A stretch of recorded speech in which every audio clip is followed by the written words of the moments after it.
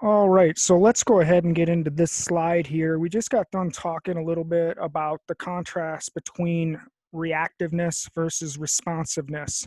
And I'm going to get into that a little bit more, but the fact of the matter is that our online spheres, our smartphone spheres, our smart spheres are being used against us, and we're actually using them in a way that actually works against us. And I'd like to bring up a little historic uh, comparison for everyone, in that cell phones were not quite as sophisticated nor prevalent back in 2001 when 9/11 occurred in September. The technology that was very, very primary then was the television.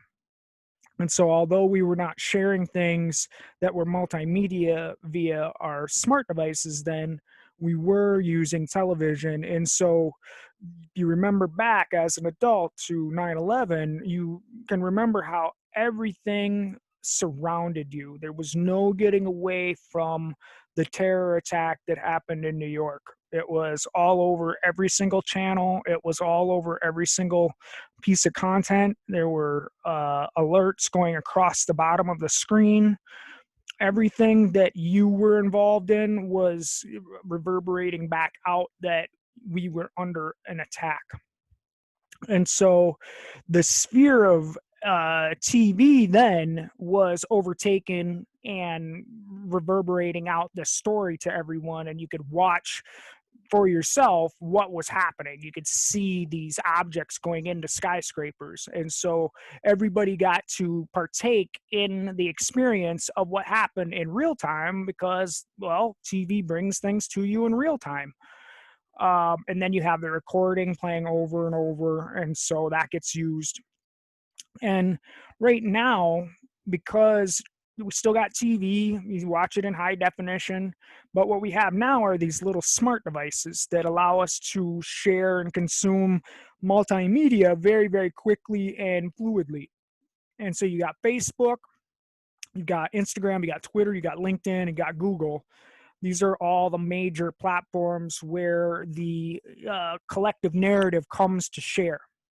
And these are spheres. Each sphere has its own little niche, but more or less, that's kind of the collective mind or the collective egregore that's being shared across these spheres. And so when we're going down this path of reactiveness, people are literally brought in as a form of like a snowball going down the mountain, where they're in front of the snowball, they get run over by the snowball, and then they become part of the snowball. And so the media that they're seeing of uh, protests, of marches, of vandalism, of hurtful, abusive actions taken by civilians on civilians, and pensioners on civilians, and now military on civilians. It's all being traded and reverberated and cross-posted and shared ad infinitum, just on and on and on and on. And so what this does is it actually amplifies the effect that it has on people, because there's almost no escaping it. There's almost no ability to have your own little sphere, because you're constantly being penetrated by what is the collective egregore, the contagion of the day. Now, if this isn't parallel to 9/11 for you, then I'm sorry. You weren't very old, nor were you paying attention very closely during 9/11 if this doesn't have some parallel feeling of narrative to you. I would argue that this is on the level of 9/11, if not greater than 9/11, because we're seeing multiple areas of uh, unsettling trends economically, culturally, societally, families, neighbors, communities, all the above. It's a highly polarizing situation. And when I go back to the word pathos, all that's really meant to do is to get you to realize that you can either adopt a pathos, or you can reject it, or you can respond to it. Responding to it implies that you're not jumping to a conclusion. You're not allowing it to create a traumatic emotional experience for you. You're not allowing it to bring up memories of things that you've experienced before. That's a reactiveness. And so as we go through the contrast of responsiveness versus reactiveness, all that is really is a matter of maturity versus immaturity. And, the idea is that culture is no better than its most profound and capable elders, because in times of great unrest, that culture society would look to its elders for that very venerated piece of advice or position. And so I go back to the observation. Do you see people looking to their elders for how to respond to what's in front of us? Or are they out being individuals, just being reactive to what's in front of them? And for me personally, I'm seeing a vast bankruptcy of leadership and the stable pillars of our communities. Because if people were looking to their stable pillars, you would not see what you've already seen. You would not have had to experience what you've already experienced within this. We're like a chicken with our head cut off right now, whereas there's really not really any way to know where to turn next, and that is reactiveness. So within a culture jam, you are first realizing that the spheres are weaponized, and then a decision gets made: don't use the sphere, but to post little snippets of American history, because American history speaks for itself. There are so many travesties, so many modalities of colonialism, so many modalities of subtraction, memetics in language, where someone's looking to strike out and put focus on a major problem, and then another group comes by and uses negation language against them.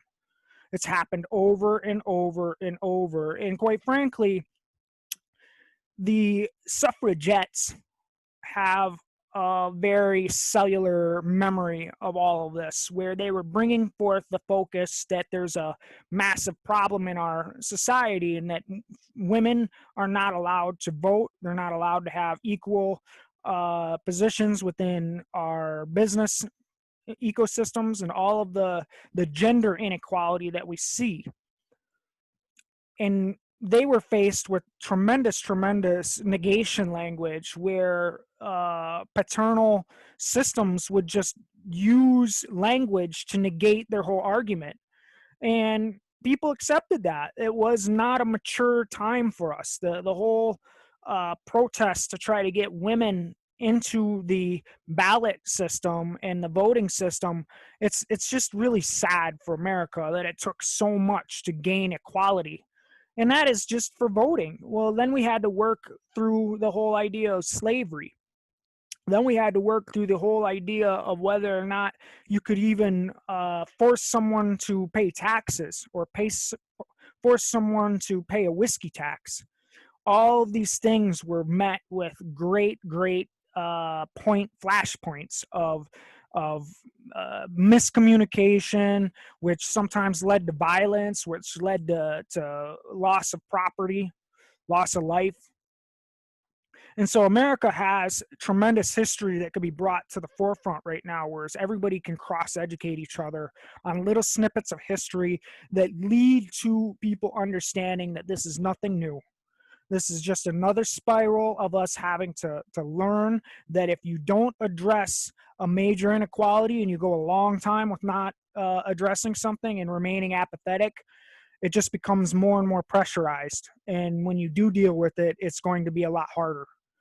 And that's what we're realizing today. There's a lot of pent up emotion built within the experiences that people are going through. And you cannot degrade them by saying that it doesn't matter, or they don't count, or they don't matter. You want to simply say, I respect your position. I have empathy for what you're saying. I have empathy for what you're going through. But as far as the online spheres, you don't repost anybody else's content or links. You don't use the Messenger, nor the Facebook Market, nor the Facebook groups. You don't signal anything, meaning virtue signal or virtue posture, anything on your profile picture or your profile header. That's a big thing today, where you put a little thing up that gives people some symbolic understanding of what you're about, or what you value, or what you're trying to do. Don't use likes or emojis in the reactions to people's posts. You're essentially bringing yourself out of the sphere while still using the sphere for what you would like, which is to share American history. American history speaks for itself. Find the thing that you would like to bring to the surface of the sphere. Give your comments about that little tidbit of history if you'd like. But the fact of the matter is Facebook, Instagram, Twitter, all of these little platforms, they've done something called jumped the shark. They've now gone so far over the threshold of acceptability that there's no coming back anymore. They've politicized themselves. They put themselves through a spotlight of censorship and then being given the green light to do even more. And then the nature of censorship is now being politicized. So you have this weird like escalation of distortion happening.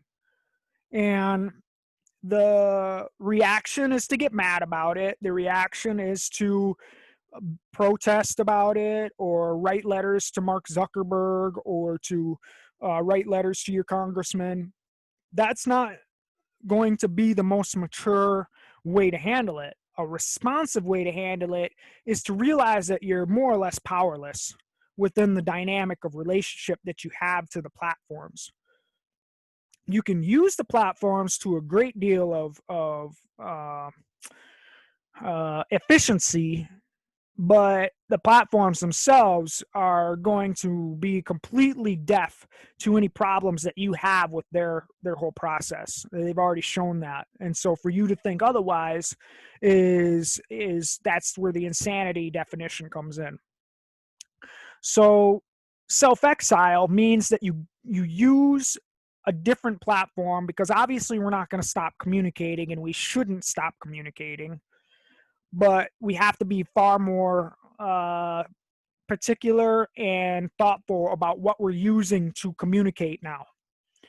The platforms that allow encryption, platforms that are not being trolled for marketing metrics, not being trolled for the relationship metrics that user accounts have between them. Telegram, Signal, Mighty Host, Zoom. These are applications that you can use day to day to more or less stay off of the sphere with your most critical communication. Don't use text message on your phone. Don't use Facebook Messenger. Don't use the built-in messengers on these social networking platforms.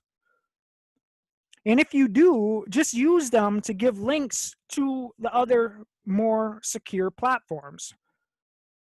Or to what or you just communicate out that you're going to be using the other platforms. I'm going to be on this platform tonight from 6 to 9. Come and join me. And so you get into this concept of exiting the matrix so that you can departicipate in what is called a cacophony. The cacophony is creating a distortion and a disillusion amongst just about every sphere and community of people. It's reverberating the emotion of fear, anxiety, and demoralization across the land. And so when you participate in that, you're simply sharing that back out. So you think back to 9/11, it wasn't possible for us to share what we were watching on TV. The stations themselves did the sharing. Well, now we're in full control over what we share, and we're in full control over what we consume. So it's not like we just turn on the TV and it just feeds us bullshit. You actually have control over your smart device, and you can use it in any way that you'd like. And so I'm just getting down to the nitty gritty of how a thought contagion perpetuates itself at a very high rate of speed, and what we can do to jam up that process. Because I'm not saying that we should stop communicating and stop letting everybody know that there's a massive change upon us. That's something we absolutely need to do, but we need to be thoughtful about what we're doing it on, and then the platforms that we're on, what relationship do they have with us? Because we know that Facebook is DARPA. We know that Twitter and the whole Silicon Valley cartel is working in cohesive communication with the government. And so it's a incestuous problem that people are not realizing when they're out there talking about the very, very deeply held beliefs that they have, or how they feel about a very emotional or highly charged topic. And so I'd like to share something new here if we can. If I can get over to this other window.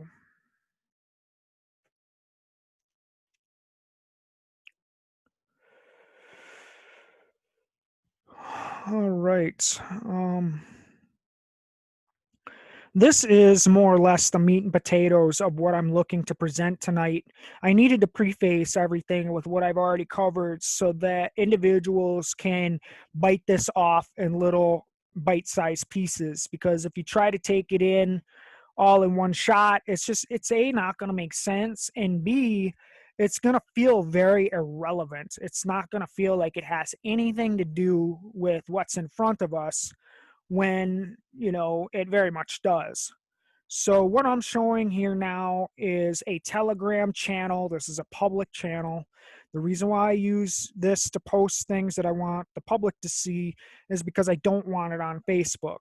And the reason why I don't want it on Facebook is because I'm already shadow banned, and all of this stuff goes right into my account.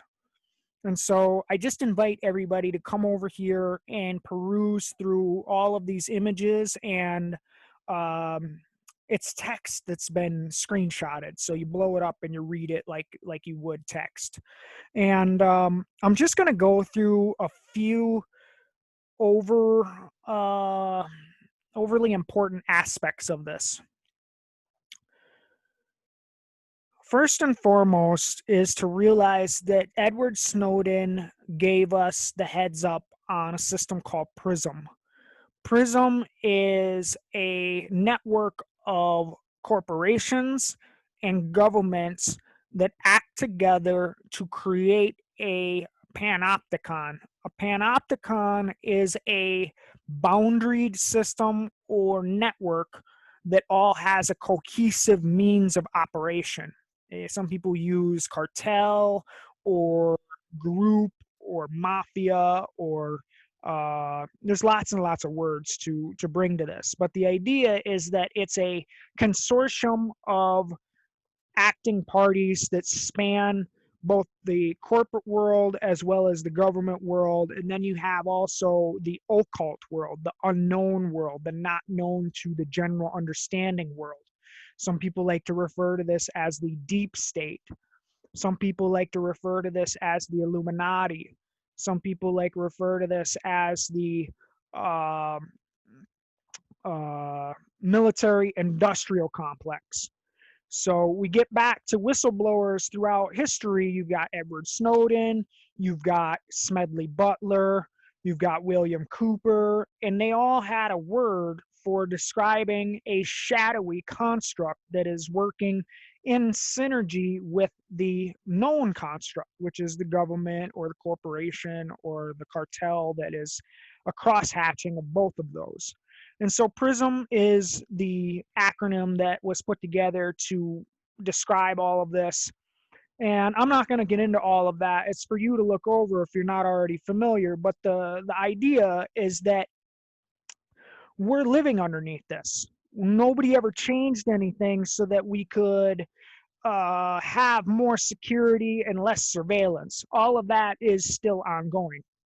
All right, so just keep that in mind, that the NSA is working in overdrive right now because everybody's using their social networking systems to communicate very, very personal things, very basic things. They're using it for everything.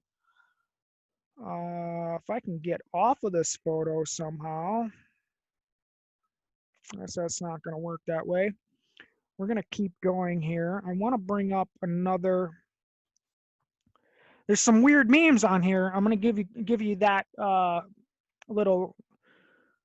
I'm going to level with you on that. It's like there are some weird memes on here, but they're all related to what we're going through right now. Where is what I want to show?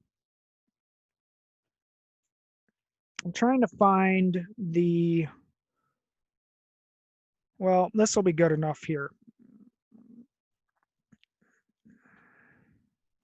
This is Cleopatra's Needle in Central Park in New York. All right, and that just gives everybody one example of an obelisk. That's in Manhattan. I'm just not finding what I want to find here. I'm looking for another obelisk. This is so bizarre. This is all set up in here. Sorry about moving the screen back and forth erratically, or it'll make you dizzy if you're trying to look at it. You can navigate here on your own by going to t.me/cogdiscamp, 1S, cog, C-O-G-D-I-S, camp.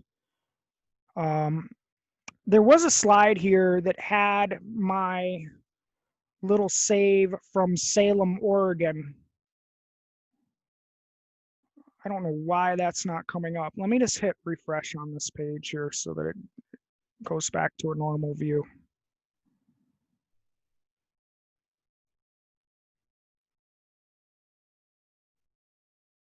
Here we go. Here we go. This is what I was looking to show. This is another obelisk that sits as a World War II memorial in Salem, Oregon. And if I don't know if I saved it here, let me just hit back one. I'm going to hit back window.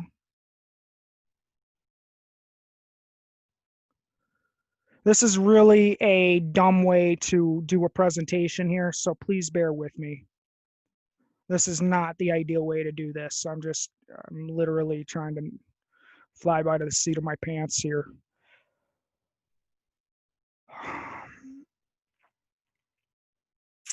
Okay, here we go. Right in the middle of the screen. You'll notice that this obelisk sits at 44 degrees, 56.357. And the reason why I would want to show that is because it's exactly parallel to Minneapolis. Here it is, coordinates, 44 degrees, 58. So they're within 2 degrees, even less than 2 degrees of each other. And nobody really thinks about the way that events coincide with each other geographically. So I'd really like to just have everybody bear with me real quick so that I can give the overreaching construct and then burrow into a few topics to back up that construct.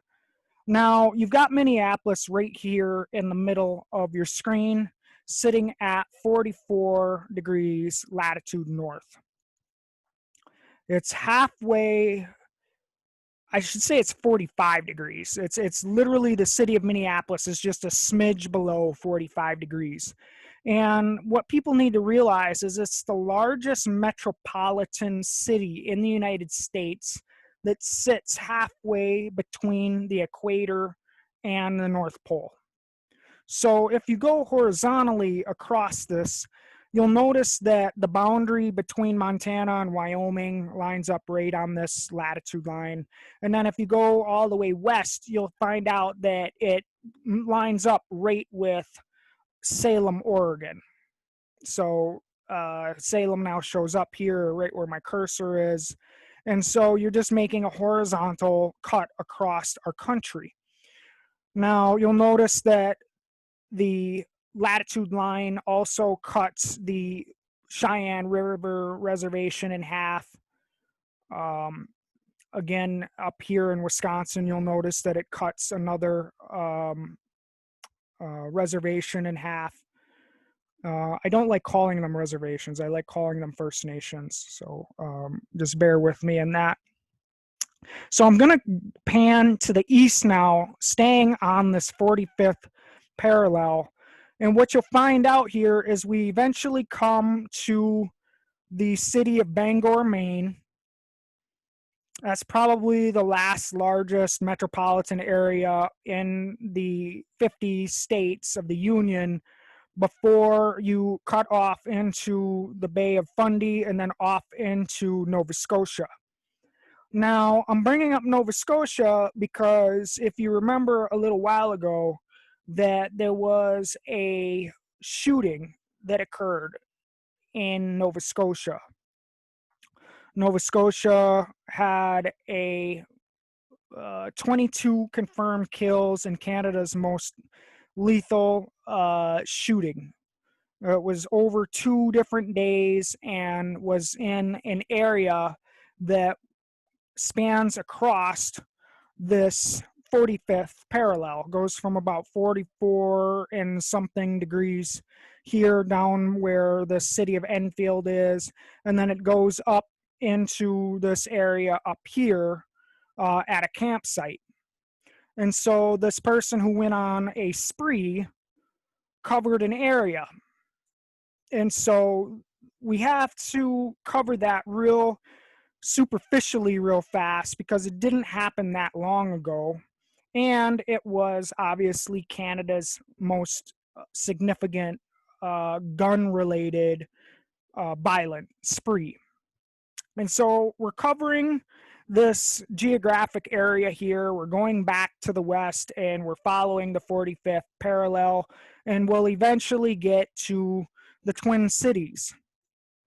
Okay, I don't know if that's just coincidence, or I don't know if that's just something that works out strangely here. But if you keep on going, we already talked about this. We eventually get to a couple of First Nations, and we get to the border of 2 states, and then we eventually arrive to Salem, Oregon. Now, Salem, Oregon has an obelisk. We already pointed that out. But I also want to point out something else here in Salem. Not many people will recall this because we were already just kind of numbed out from police brutality and different random acts of tyranny by law enforcement officials. But this was a very, very strange story that came right out of the heart of Salem. And it happened on June the 5th of 2018, which will be obviously 2 years tomorrow. And the man's name was Kevin Straw, and his claim to fame was yelling, "I am not resisting," to the flurry of law enforcement people. And we're just going to go ahead and take a gander at the footage that we have here. It is 5 minutes long. I don't know if I'm going to cover all this, but we're going to get just a general gist of what happened here. And we're going to go back to the screenshot here because it's relevant. This is very relevant.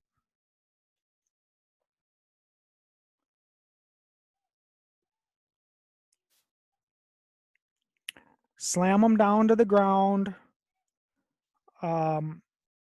Why we don't have sound here, I'm not sure.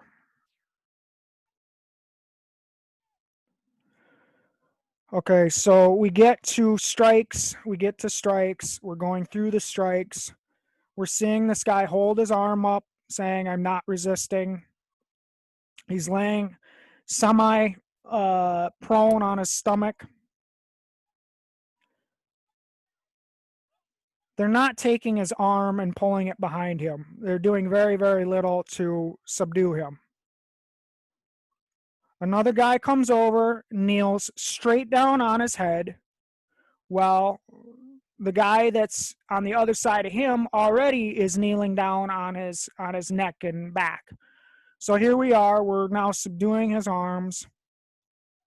He's got things on his arms that are keeping it difficult to apply the handcuffs, so they're trying to cut some stuff off his arms. The whole time, this guy's got a knee on his head. It looks like the guy on the other side, I don't know what he's doing. He was taking something out of a package or something. The other guys are kneeling on his legs, which is pretty standard procedure when you have, kind of a multiple. Okay, he just got up. He's not kneeling on his legs anymore. Don't know if the other guy is kneeling on the legs. It really would be reasonable to have sound with this. I'm really sorry that we didn't get the version with sound.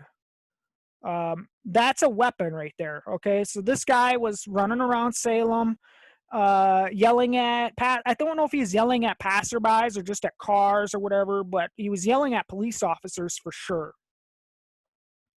You can read the story on this yourself. Look how long this guy is going. The whole point of going through this video is so that we get a sense of time. A sense of time at how long this is occurring. Now, what I want to also say very quickly here is I'm not trying to draw a parallel between what's happening here and what happened in Minneapolis, in the sense that a man's neck got kneeled on and that created a specific medical emergency, which created a specific cascade of events. I'm not trying to do that. What I'm trying to do is to show that this also happened in a very specific manner on the same geographical latitude line in a city that has a obelisk in it.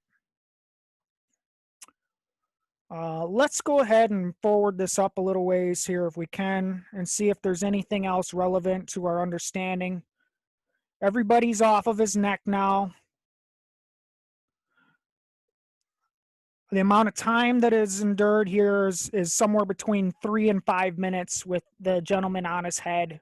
So I'm not trying to draw a comparison. I'm not trying to draw a parallel in what happened here. I'm not trying to do that. And so the reason for showing this video is that it's just a very, very bizarre coincidence that we have 3 events all happening on the same latitude line that all have to do with law enforcement.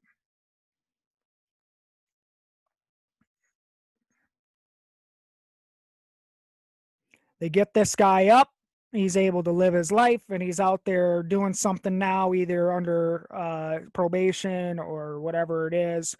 That's not really the point of showing this. Is the point is that there are very, very coincidental events happening, and the dates of these events are also significant in that there is some form of violence or event or killing that occurs sometime between the beginning of March and the middle of June.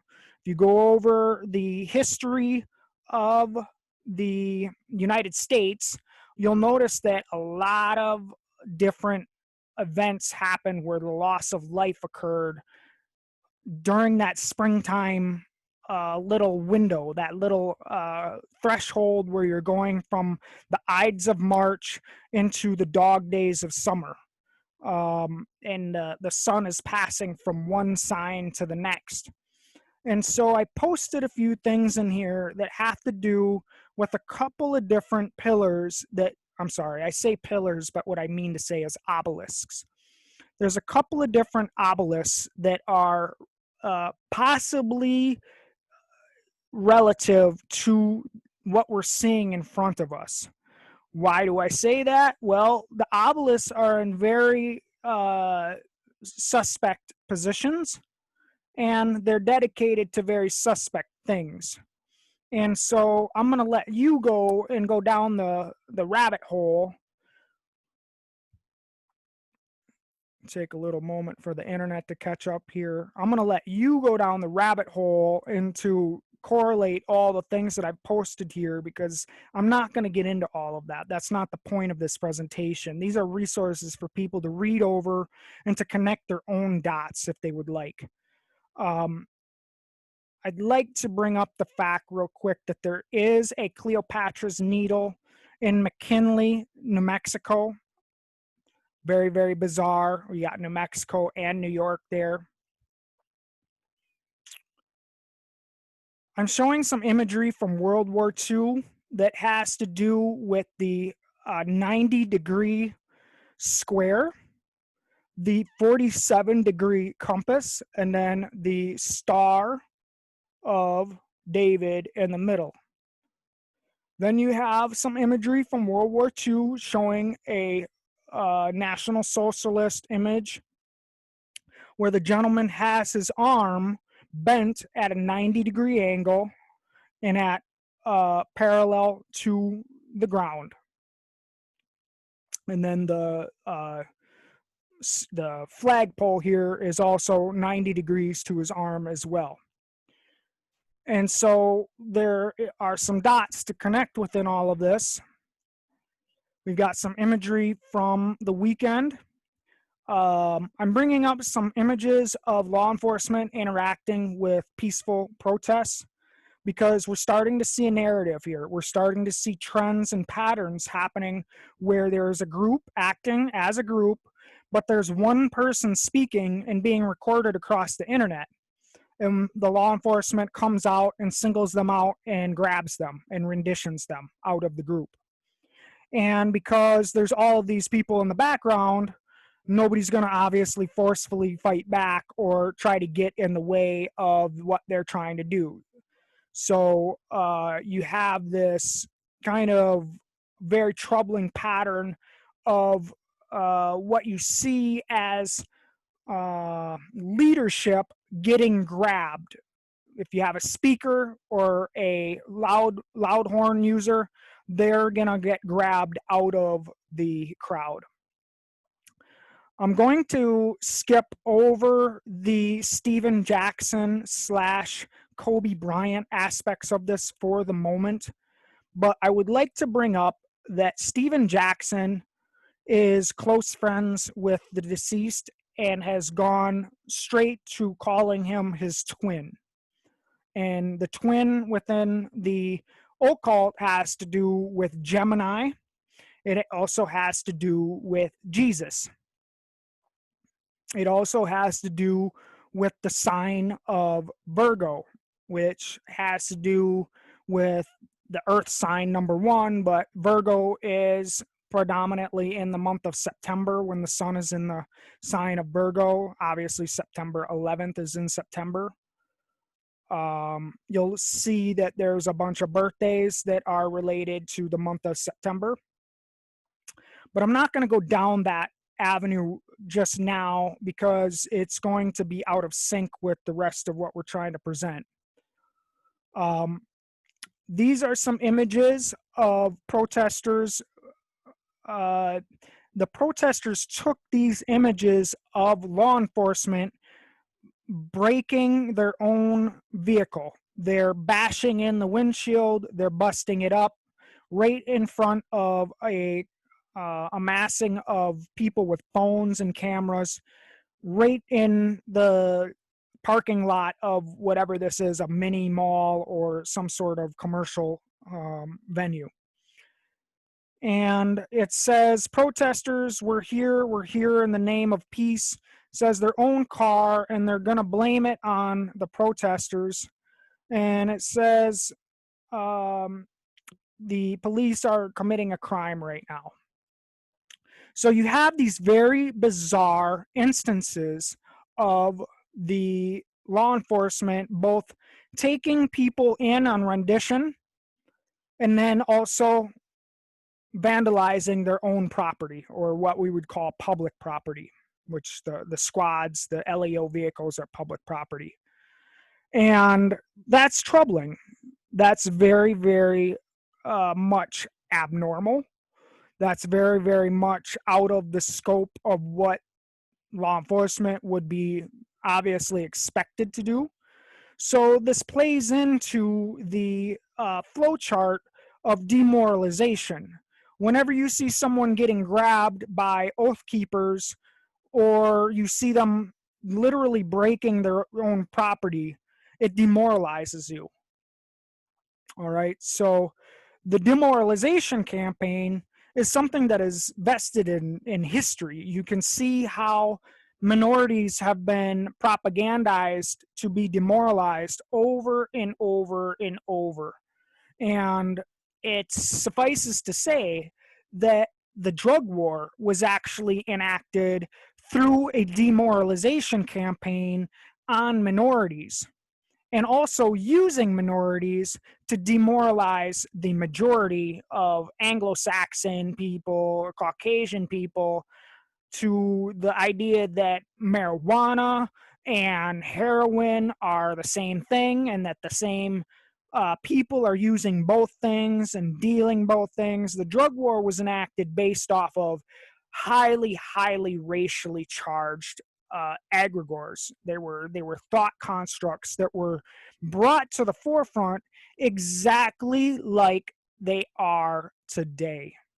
And so I put up a little snippet from history here. It's titled the 20th Century by Israel Cohen in 1912.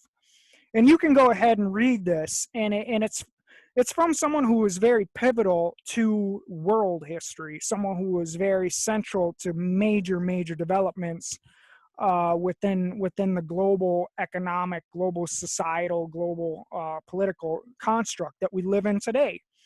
And so you can go ahead and read this and see how it relates to what they were going through in 1912, and then decide for yourself how it relates to today. I also have a little snippet here of the Old Testament talking about the second beast. And that's for people to draw their own conclusions. You read it, you understand what they're talking about, both literally and figuratively, talking about performing great signs, making fire come down from the heavens in front of people, and by those signs allowed to work in the presence of the beasts and deceive those who dwell on earth, telling them to make an image for the beast. Well, what are people doing now with their social networking? They're taking what they see in front of them and sharing it back out. And that just perpetuates the contagion more and more and more. And so there's this very significant parallel with a lot of these prophetic passages that we see in both the Old Testament as well as the New. It's up to you to go decide if you want to read those and see if they apply. I'm just bringing out little snapshots. This right here has some very good information about the number 33 being used in the collective narrative. I don't know if my mouse can be seen, but it's here on the left with all the squares. And then on the right, it says, I did not understand how contact tracing goes from finding out who might have spread coronavirus to techniques for mass arresting people in contact with protesters inside of a month. So there's this strange sequence of events that we're going through that has to do with both, well, we'll say with first, safety, and then second, having to do something with security. And so you'll want to pay attention to the number 33, 333, and any real number that has 1, 3, and then zeros after that. It's all going to kind of correlate for you as you look over stuff more and more and more, but these numbers get regurgitated over and over and over. And the 45 degrees of latitude also has a significance within that. What it is, I'm not sure. But the thing about it is that when I did my Pillars of Columbia presentation, I showed how things were being set up for a mass MKULTRA program to take place, because the USS Mercy and the USS Comfort were used as pillars to denote the boundaries of something, of the boundaries of a magic or a seance or a collective event. Well, I didn't want to just say, oh, it's the RONA, because I didn't necessarily feel like it was. It feels like the RONA was something that was brought in from outside, and that we're all going through that, but there was going to be another event that would happen right in the middle of the country. I didn't know where it was going to happen, but I had an instinct that it was going to happen somewhere directly between those two pillars, which are the USS Mercy and the USS Comfort. Well, now here we are in June now, and we've had this major event in the middle of the country. We now can make correlations to an event that happened in Nova Scotia, out on the very edge of the boundary of the, it actually was outside of where the USS Comfort was. So that's interesting too, to correlate. But now we have the event that happened in Minneapolis, and then we go back and we see that event in Salem, where, again, got some kneeling on the head and on the neck, long period of time, don't understand all the brutality that's happened in broad daylight. You know, the public reaction to what happened in Salem obviously doesn't match what happened in Minneapolis, but nor does the result. The results don't correlate to each other. The guy in Salem got up. He's living his life. The guy in Nova Scotia was shot. He was killed. He's no longer with us. And then we have the death and the killing in Minneapolis. And so I'm bringing these up so that people can start understanding that there is a mass hypnosis event happening, and it's happening in like little stages, so that nobody can really have a good bearing on the progression. You're always brought into what is the now thing. Before we were in the RONA, now we're in this new militarized, militiaized kind of state of emergency. And so there's this new normalization. And people are regurgitating that out via their social spheres ad nauseum. And so I'm showing this slide because it shows the number 8. It's the 8th trigram in the Book of Changes. It's called unity, or holding together. I put together some coins as a little ritual of my own, so that we can possibly have more unity as a nation, and then be an example for the rest of the world.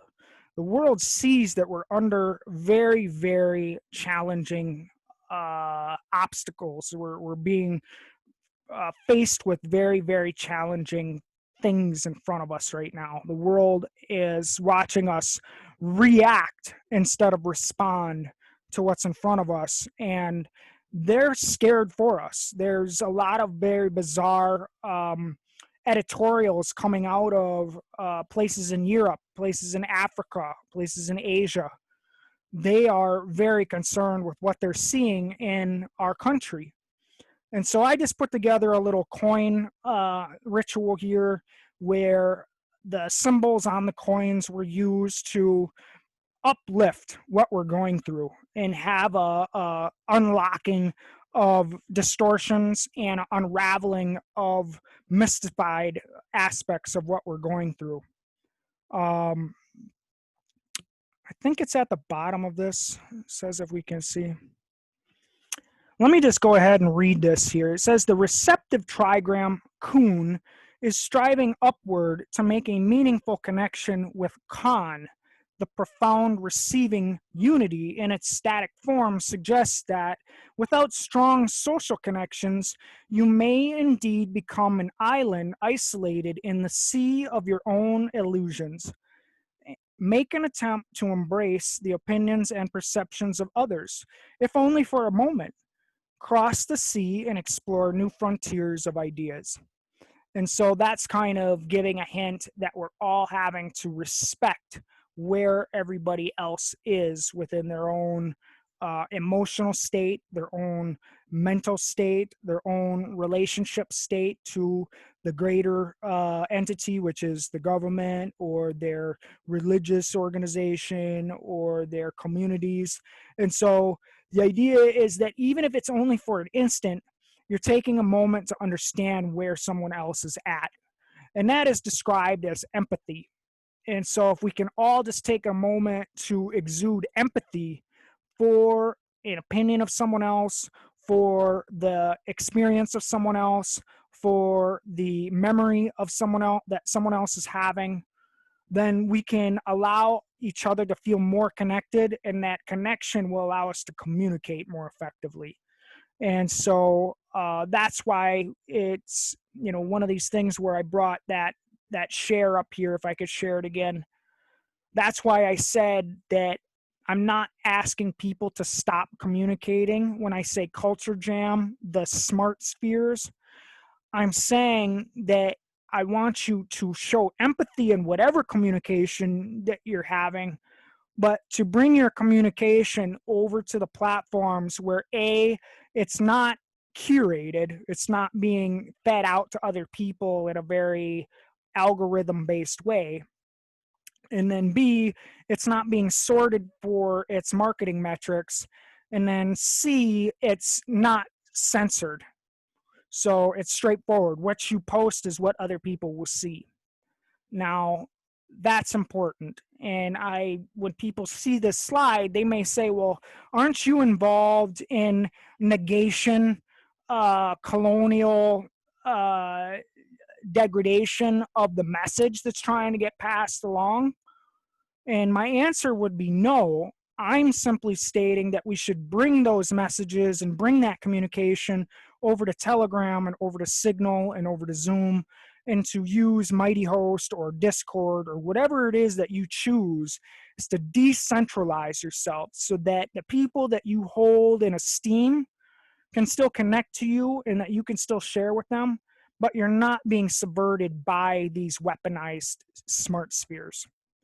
So please be very, very clear on what I'm saying and what I'm not saying, because communication right now, while we're going through all of this, is of the utmost value. If we lost our internet or lost our electricity, then we're in a whole world of hurt, because everything that we can do to improve our position within these challenges is based in succinct, clear, thoughtful, empathetic communication, non-curated, non-subverted communication.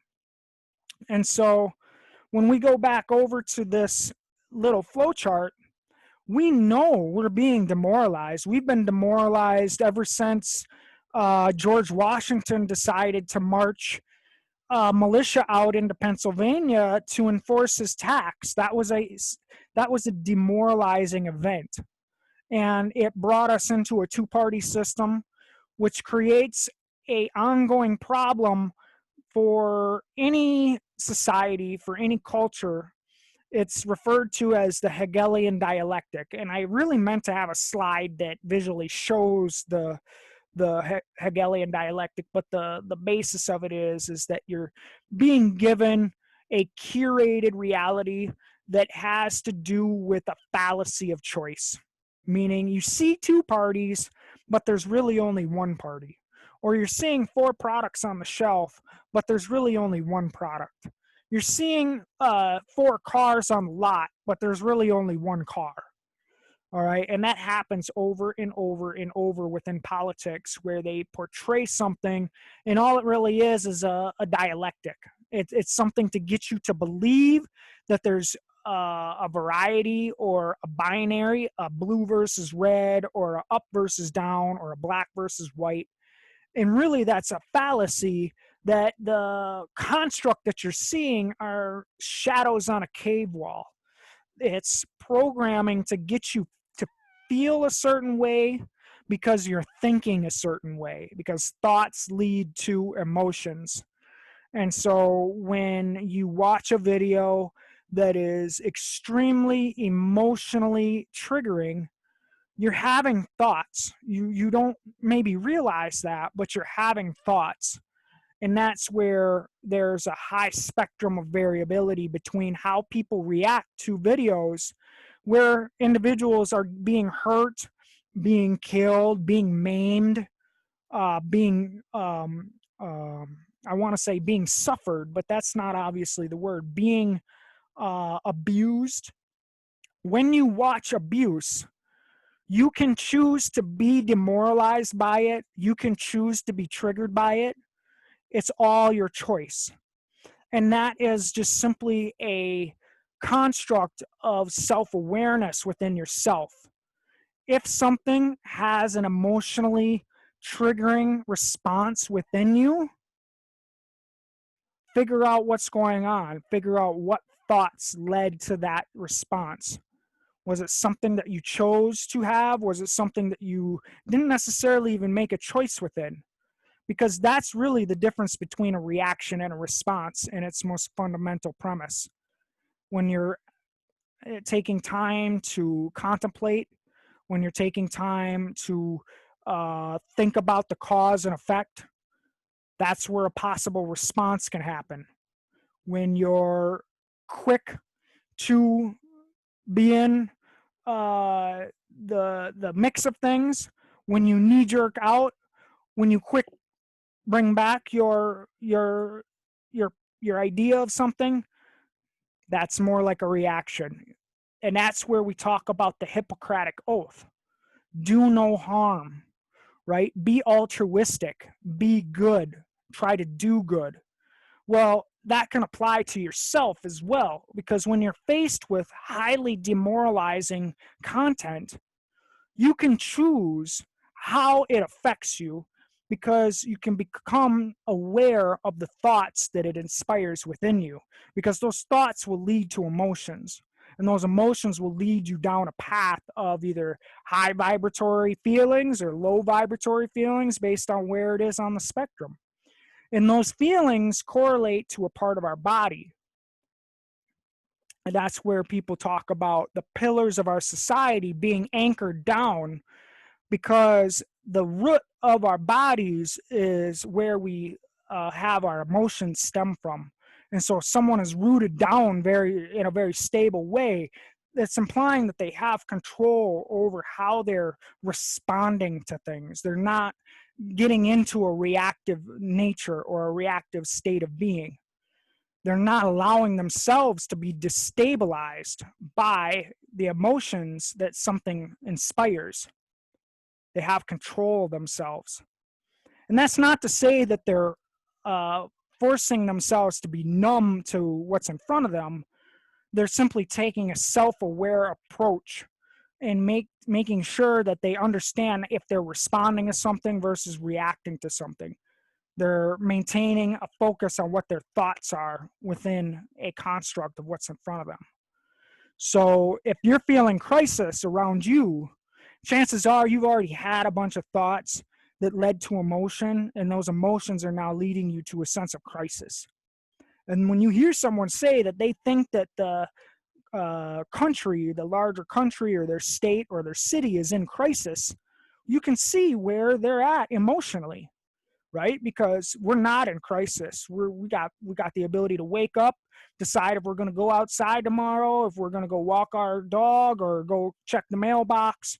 Still a lot of flexibility and opportunity to have options within what we're doing today. And that also means within our communication. So when I bring these little dots for you to connect within these strange events that have occurred, I want you to draw your own conclusions, but I want you to continue searching for other dots that also connect to these events. And I want you to understand that emotions are natural, obviously. Everybody is on their own spectrum of self-awareness and maturity and self-understanding. And so we're all going to have a different spectrum of response and reaction to what was in front of us. But if you can be calm and you can be collected within the face of the storm, you're going to be able to see more dots and you're going to be able to understand what's in front of you. Now, I want to go back, if I can, here to the web page.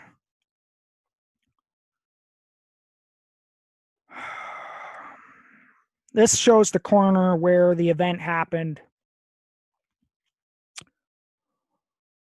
And I'm just using this not because it's valuable in itself, but it just sets the stage for what we all had to be sitting in front of.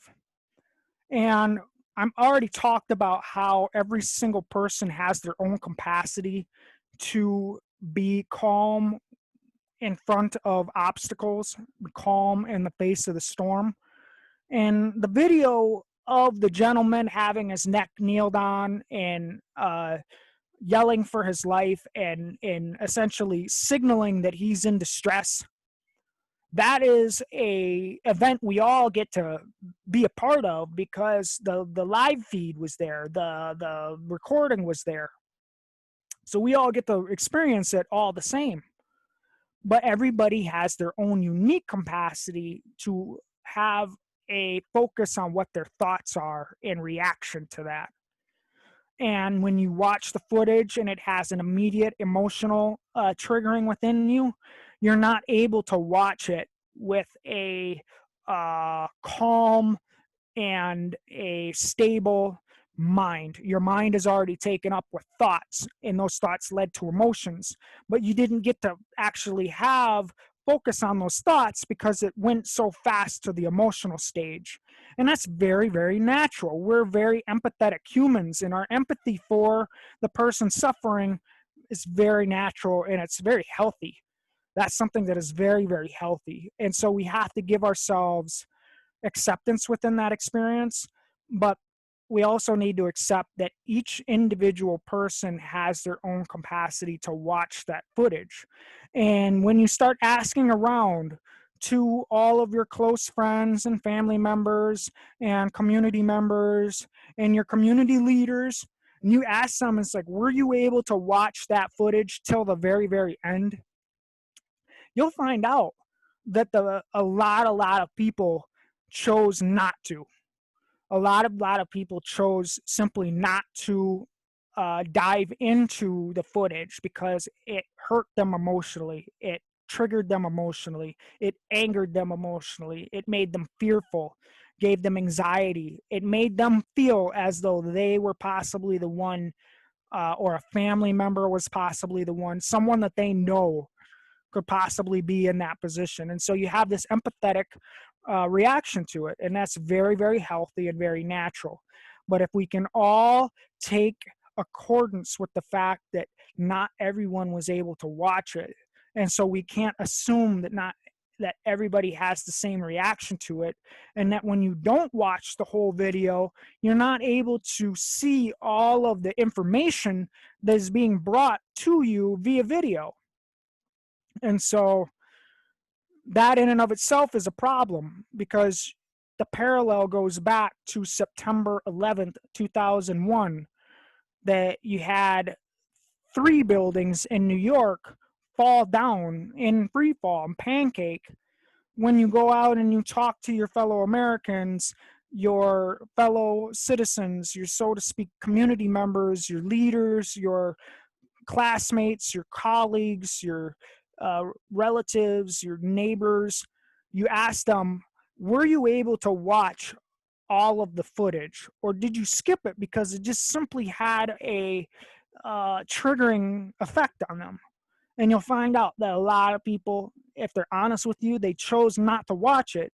And what that means is they did not know that a third building fell by itself. They never even saw that footage because it was later in the day and they had already numbed out from what had already occurred. All right. And so there's a point in time in the video when the victim becomes unresponsive. And that's like a threshold that not a lot of people can cross. But if you are able to cross that threshold and watch the video to the very end, you'll find that there are some data points within that that are very, very telling to the larger narrative of what happened. And so I suggest that you try to eat your pride or eat your emotional immaturity and go back and watch the video all the way till the end and pay particular close attention to the part when the ambulance arrives. When the ambulance arrives, a process occurs that is extremely abnormal. And civilians, people that are just out living a normal life in America, they may not understand how abnormal that process was. But anybody who works in a medical field or in a law enforcement field or even in like a military field, they would have some understanding that there's a protocol that is assigned to an event like that from top down, from an administration, that law enforcement follows, EMTs follow, traffic, what do they call it? Crowd control people are supposed to follow, and then the investigators are supposed to follow. The investigators presumably come later after the event has occurred. And so if you watch the video to the very end, ambulance shows up and two individuals pop out of the ambulance. And if you're able to watch it to that part, you'll notice that these individuals don't have body language like EMT. They don't have body language like civilians. They don't have body language like medical staff. They don't even have apparel that would denote EMT. All right. If you look closely at the video, you'll notice that they're wearing vests underneath their shirts. And the shirts are of a color that would make you feel like they're possibly sheriff deputies or some type of Department of Natural Resources. It's kind of like an off tan earth brown color. A lot of different agencies wear that color top. Go do your research, figure out what those are. The other thing that we should ask ourselves is, does the medical establishments from the Minneapolis metro area, do they have EMTs that are wearing bulletproof vests, that are wearing brown shirts, and have crop top haircuts, and have ballistic style sunglasses, and have little wires in their ears for intercoms? So you observe the individuals to get out of the ambulance. You're watching them move. You're watching them interface with the law enforcement that is already there. And one thing that you notice is that they do not follow a process of what's called BLS or BLA, Basic Life-Saving Application, Basic Life-Saving Services. So if someone is unresponsive, they show up to the scene, whether it's a car accident or someone falls in a pool, whatever their emergency is, they get there, the person's unresponsive, they check the pulse, they look for other vital signs, and they begin the basic life-saving applications. In this instance, that didn't happen. In this instance, the ambulance was called saying that someone was having a medical emergency or was under medical duress. And so at the time that the ambulance was called, the person was still responsive. From the time that the call was put in to the time the ambulance got there, the person was not responsive. So obviously there's a change in the status of the person that was, being the ambulance was being brought out on. And so that would be communicated to the EMT saying he went responsive this many minutes ago. He stopped breathing this many minutes ago, so that the basic life-saving application can be catered to the specific pieces of information that are being brought forth. Now, when you watch the process happening, you notice that there was not a lot of communication occurring between the EMT and the law enforcement. The stretcher was brought out of the back. The gurney was brought off of the stretcher and brought down to the ground. The individual was brought from their belly down position over to a side position and then lifted from the ground itself to the gurney, and then the gurney to the stretcher to the ambulance. This all happened within a period of time that I would only want to approximate, but I would expect that probably did not take any more than about 90 seconds to around 3 minutes from top to bottom. And within that 3 minutes or so, there was not any type of mouth-to-mouth. There was not any type of the pulsating on the chest, which, even checking the pulse on the neck, you could see that happened, but it happened in such a quick and superficial way that you have to wonder why it happened at all.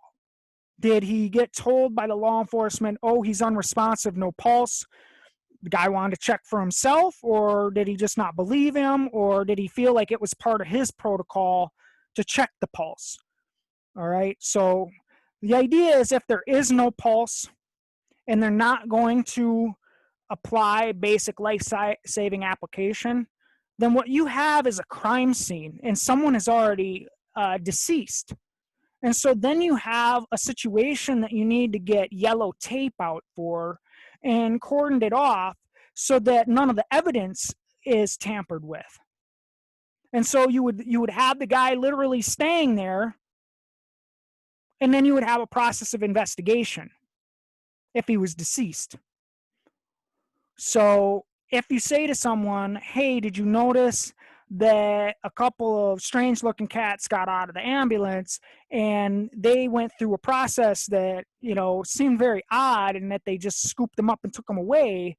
It's like, did you assume that he was already deceased and that they were just going to take him to the hospital to try to save him there? It's like, what did people think was happening? What did people think was going to happen inside the ambulance that couldn't have happened out on the sidewalk? After the person's unresponsive, why didn't the handcuffs come off? Why didn't the EMTs ask for the person to be uncuffed so that they could administer their process? Because we all know that once someone's on a gurney, they can be either handcuffed to the gurney and to the cart, or straps can be applied. There's all sorts of processes and protocols for that. But the fact is that this individual stayed face down with his hands cuffed behind his back. And this stayed that way as they lifted him over to the gurney and then up onto the stretcher, and the stretcher into the back, and away they went. And so I want to just bring this up because people probably will not make this correlation, in that during the JFK assassination, the exact same thing happened. They came, they put him in an ambulance, and they whisked him off. Obviously, there are no correlation between the status of health between what we saw in Minneapolis and the status of health of JFK at the time that the EMT came to meet the car. All right, but what I want you to draw as a parallel is we all get to watch the same Zapruder film of JFK. So there's a trauma, a collective trauma that in a demoralization that occurs. And then there's a second process where an ambulance comes and whisks him away. So parallel to this, we have 9/11 where we all watch the event together, meaning it's all there for us to watch the same, but every single person has their own capacity to actually watch it. So some people won't watch it at all. Other people will watch it to the end. Other people will watch it up to a certain threshold. And so we can't assume that everybody's working with the same amount of information. And so the same with JFK, you find out that Americans have all sorts of understandings of JFK. They have a perception of the events, just like they have a perception of the events of 9/11 that might be based in disillusion and confusion and unconnected dots because they simply couldn't face the whole of what was in front of them.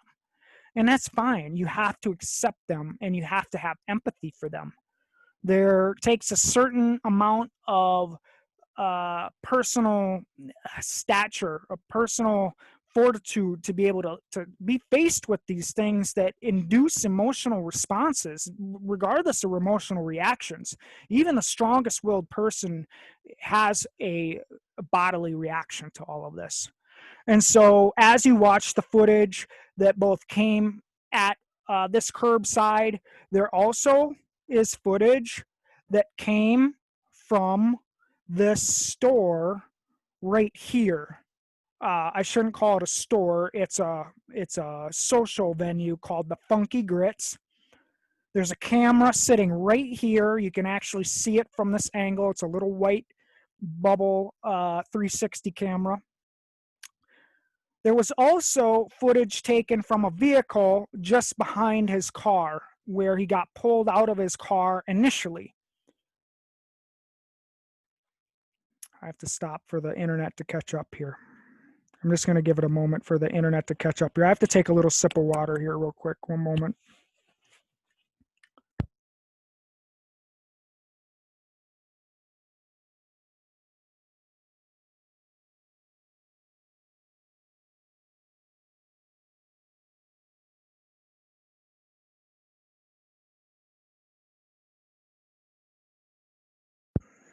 All right, thank you for letting me take a little pause here. There was a vehicle with 3 hubcaps that comes into the scene here as the cops are initially working with the victim, getting him out of his vehicle. And they have a cell phone and they're sitting in their car looking at this car, just like you see here, where there's this SUV looking at the silver car. It's exactly the same juxtaposition. Now, the camera footage that was released from the store camera is redacted. The body cam footage that was released from an officer that had nothing to do with the actual kneeling and holding down is redacted. And what I want people to realize is that the car that took the footage suddenly appears, and then you get to watch it pull out and park right over here where this Escalade now sits in this photo. And it sits over there with the window down and it video cams what's happening over here across the street of the victim. And then as the victim is over here on the sidewalk and is about to be brought over across the sidewalk, across the street, it pulls out to this intersection and pulls away to the right down 3rd Street. So we're looking at the intersection of Chicago and 3rd Street. I'm sorry, 38th Street in Chicago. So you have 38th Street and then Chicago. And then you have this place called Cup Foods. Whereas if you look at it on Apple Maps or the iOS Maps app, if you look at this location, it actually says, I believe, Dragon Foods. So that's a pretty interesting thing too in and of itself, that this has got different names applied to it based on what platform you decide to look at the map on. Now, I didn't want to get into all the details of the footage. There's a lot more to share on that end that's just exhausting. It's just literally exhausting because all of this has happened so fast. All of the emotional reactions happened so fast.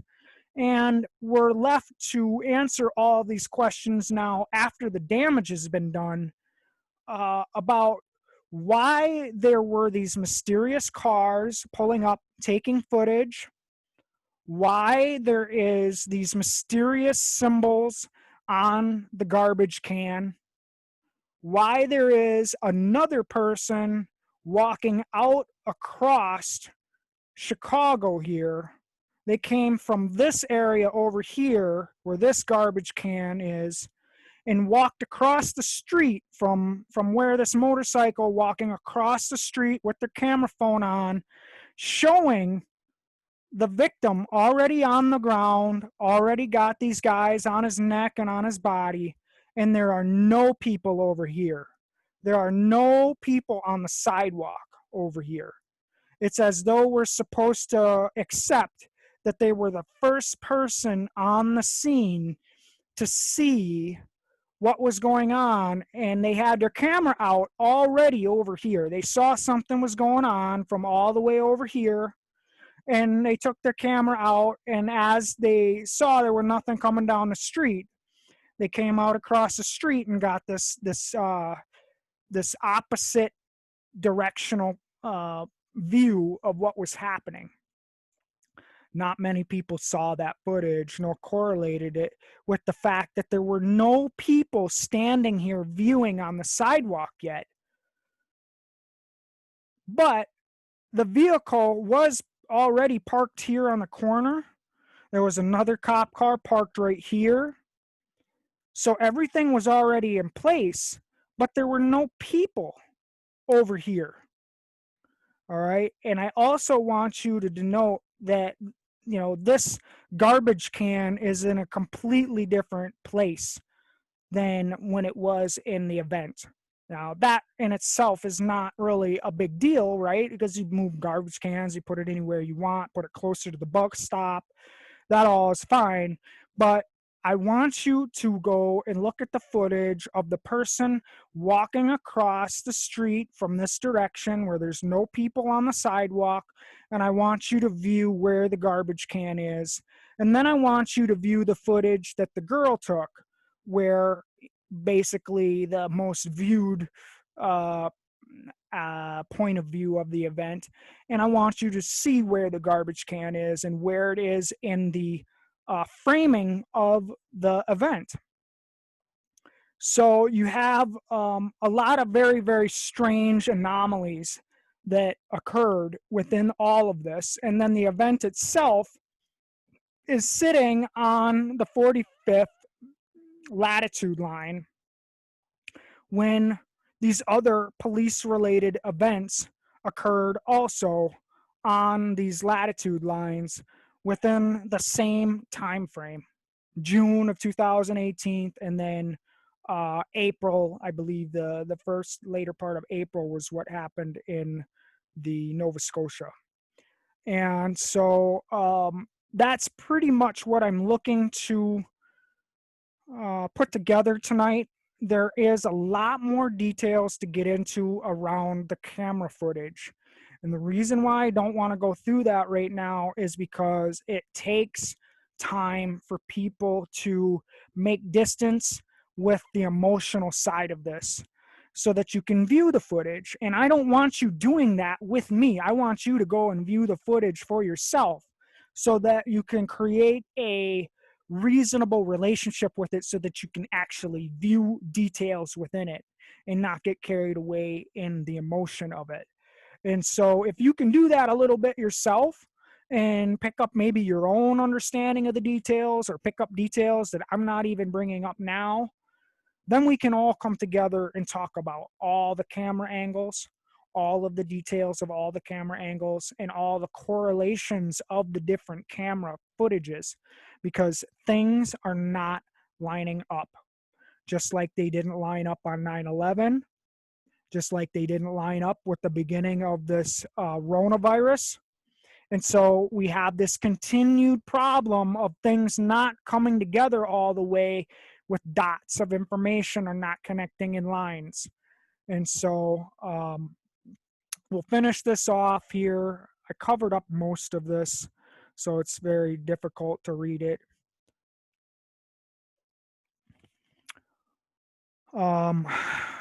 Unity obviously is something that we're all looking to have, both on a local level as well as a national level. But when we're faced with challenges of polarity, it stresses our ability to create unity. And so we must keep in mind that the position of unity requires great responsibility and virtue and a true sense of purpose. If you are not up to such a role and yet endeavor to undertake it, you will create only chaos and